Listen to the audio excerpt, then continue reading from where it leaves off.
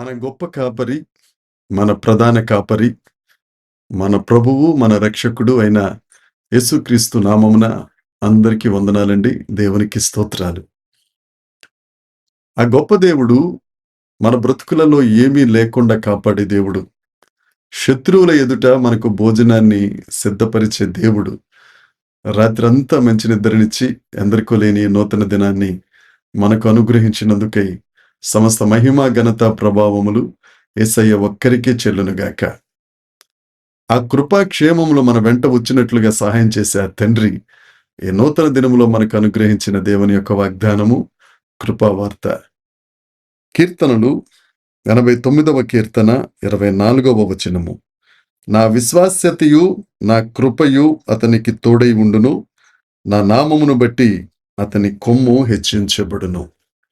దేవునికి స్తోత్రం కలుగునుగాక, దేవునికి మహిమ కలుగునుగాక. ఈ కీర్తన ఎజ్రాహీయుడైన యోతాను గారు రచించిన కీర్తన. అయితే ఈ కీర్తన అంతటిలో దావీదును గూర్చిన వివరాలు మాత్రమే ఎక్కువగా కనబడతాయి. దావీదు జీవితంలో దేవుడు చేసిన గొప్ప మేలులు, గొప్ప ఆశీర్వాదాలు యోతాను గారు ఎత్తి ఈ కీర్తనలో అనేకం రాశారు. ఇప్పుడు మనం చదువుకున్న ఈ వాగ్దానం కూడా దావీదు గారి గురించి చెప్పబడింది. పరిశుద్ధ లేఖనాలలో ఉన్న వాగ్దానాలన్నీ క్రీస్తు యేసునందు అవునన్నట్లుగా ఉన్నాయి. ఈ దినాన్న దేవుడు మనకిచ్చిన వాగ్దానం, నా విశ్వాస్యత, నా కృప అతనికి తోడుగా ఉంటుంది, అతని కొమ్మును నేను హెచ్చిస్తాను. ఇది దావీదుని గురించి చెప్పిందైనా ఈ దినాన నా ప్రియ సహోదరి, సహోదరుడా, నీతో మాట్లాడుతున్నాడు దేవుడు. ఆయన విశ్వాస్యతను బట్టి, ఆయన కృపను బట్టి దేవుడు నీకు తప్పక తోడుగా ఉంటాడు. నీవు ఆయన యందు విశ్వాసం ఉంచితే నీ కొమ్ము హెచ్చించబడునుగాక. దావీదు దేవునికి హృదయానుసారుడైన మనుష్యుడు. ఎందుకయ్యారు అనంటే, దావీదు దేవునికి తన హృదయంలో మొట్టమొదటి స్థానాన్ని ఇచ్చారు, గొప్ప విలువనిచ్చారు. దావీదు దేవునికి తన జీవితాన్ని సమర్పించుకున్నారు. అయినా గాని దావీదు కూడా మన వంటి స్వభావం కలిగిన వాడే కదా. ఒకానొక పరిస్థితులలో అతను చేయకూడని తప్పు చేశాడు. అయితే సౌలు తప్పు చేసి దేవుని ఎడల, దేవుని దగ్గర విధేయత చూపించలేదు గాని దావీదు దేవుని పాదాలు పట్టుకుని పశ్చాత్తాపపడ్డాడు.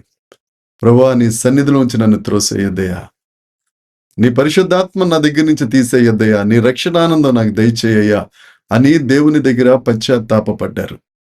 నా ప్రియ సహోదరి, సహోదరుడా, తప్పు చేయనోళ్ళు, పాపం చేయని వారు ఎవ్వరూ లేరు. అలాగని తప్పు చేయమని, పాపం చేయమని నేను మిమ్మల్ని ఎంకరేజ్ చేస్తాను అనుకోవద్దు.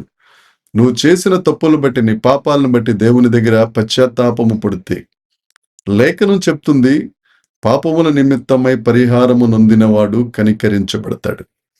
ఎవరైతే యేసుక్రీస్తు ప్రభు దగ్గరికి వచ్చి తమ పాపములను ఒప్పుకుంటారో ఆయన నమ్మదగిన దేవుడై ప్రతి పాపము నుండి, సకల దుర్నీతి నుంచి మనలను విడిపిస్తారు, మనలను క్షమిస్తారు. అంతేకాదు తన విశ్వాస్యత, తన కృప మనకు తోడుగా ఉండునట్లుగా ఆయన చేస్తారు. ఆ తరువాత నువ్వు ఆయన యేసుక్రీస్తు ప్రభువు నీతి మార్గమును నువ్వు నడిచినట్లయితే తప్పక నీ కొమ్మును ఆయన హెచ్చిస్తారు, నిన్ను ఆశీర్వదిస్తారు. ఆయన మహిమ నీ మీద ఉదయించినట్లుగా చేస్తారు. నువ్వు ఆశీర్వదించబడాలని, నువ్వు ఒక ఉన్నతమైన స్థితిలో ఉండాలని దేవుడు ఆశపడుతున్నారు. అబ్రహామును దేవుడు ఆశీర్వదించారు, యోసేపును ఉన్నతమైన స్థితిలో ఆయన ఉంచారు. దానియేలును దేశం కాని దేశంలో 4 తరాల వరకు 4 రాజులు మారినా గాని దానియేలును ఒక ఉన్నతమైన ప్రధానమంత్రిగా ఆ బబులోను దేశంలో దేవుడు ఆశీర్వదించారు. ఆయన నిన్ను కూడా ఆశీర్వదించాలి, నీ కొమ్ము హెచ్చించబడాలని ఆయన ఇష్టపడుతున్నారు. ఆయన విశ్వాస్యత, ఆయన కృప నీకు తోడుగా ఉంటుంది.